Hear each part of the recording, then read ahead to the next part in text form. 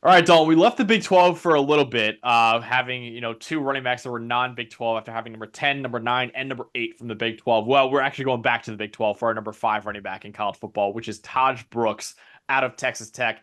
Again, man, we talked about this some other guys like RJ Harvey and DJ Giddens and Devin Neal. Maybe one of the most underrated running backs in college football. You look at a lot of these lists of the top running backs in America.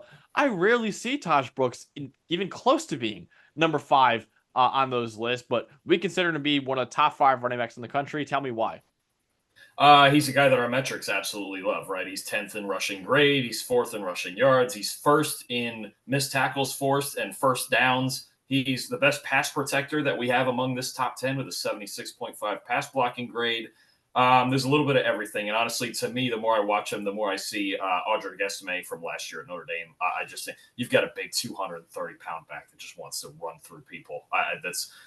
He's as physical a back. He may be the most physical back in the country. And in the same way that Estime did it for Notre Dame, of just once he gets the head of steam, good luck. Good luck. Arm tackles are not allowed with Tahj Brooks. And you've got a guy who's the production's going to be there. He's the one real horse on that Red Raider team. He's coming straight at you.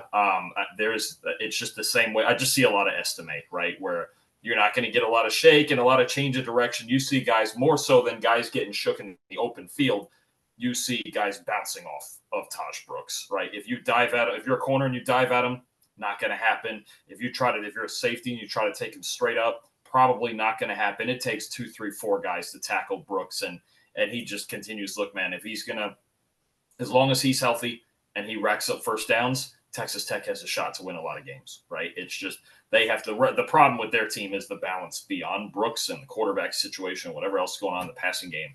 But Brooks is ultra reliable. He's ultra physical. He may be the guy. If I was picking any one of these guys, even these Big 12 backs, he may be the guy in this entire list that I least want to tackle because he's got huge legs. Again, 230 pounds.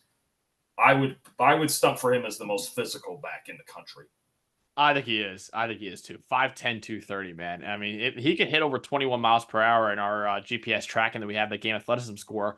So again, the change of direction is what holds him back from being an elite athlete. I think in that metric, because like you said, he's just not going to shake too many guys out of their shoes. But he's a physical player, and it shows up. You mentioned it in the pass blocking too, man. 8th in the country in pass blocking grade last year, 76.5. So really impressive pass protector. Tahj Brooks is as well. But you mentioned how elite he is at breaking tackles. Like you said, led the nation with 96 forced missed tackles, 4th in yards after contact with 998, 4th in rushing yards at over 1,500 as well. Mentioned how he had the most carries going for a first down or touchdown with 96 as well. I think Tahj Brooks is, again, criminally slept on, man. And I love watching his tape as just a physical north-south runner who's just going to run over Big 12 defenses, honestly. And they have a whale of a time trying to contain Tahj Brooks there as well. So big fan of Tahj Brooks. But what are some of the negatives, Dalton, that you see with Tahj Brooks' game? Two pretty clear things. One, you mentioned the change of direction at his size is not going to be great, but he has the 6th highest rate last year in the country of basically changing his point of attack, right? Thinking he's going to hit one hole and then cutting back to another. And he's just the type of back who should not be doing that often. Just get downhill, like we mentioned in the last spot with Travion Henderson. Just be the sledgehammer. Take what you can get. He just isn't going to have the skill set to create and improvise like that, right? Those bigger backs just don't do that. Even like you think about great guys like Derrick Henry, who's huge, but he's not going to do that. If you get him to stop his feet, you stand a chance to tackle him, right? So I'd like to see him just be a little more direct in his approach. And then I don't know if I've seen a line like this since I've been on this show. 28 catches last year for only 70 yards. Yeah, I'm not actually sure how that happens, but it's just what you have is a guy at the next level right now who would project as a pretty clear 2-down back.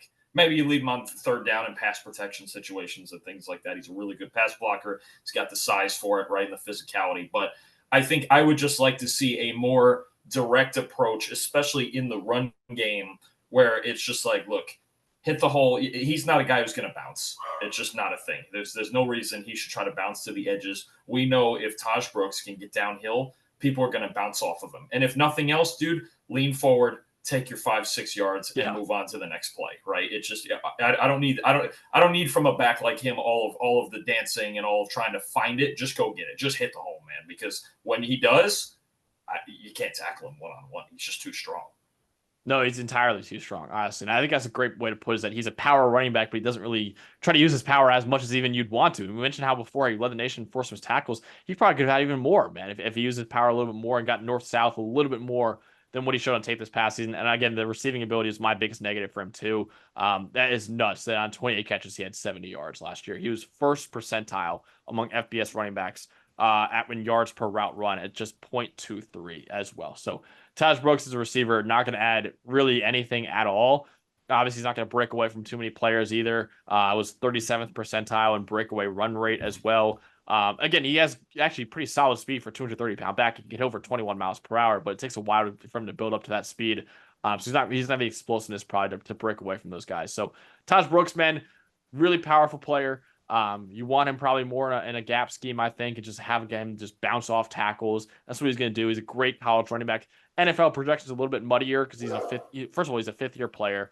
It's really his first year of having elite production too, so it's another negative for him. He's not a great receiving threat out of the backfield either. But as a pass blocker, as a runner, he's a physical player, which is why he checks in as our number 5 running back in college football heading into 2024. Be on the lookout for our number 4 through 1 that's coming out very soon.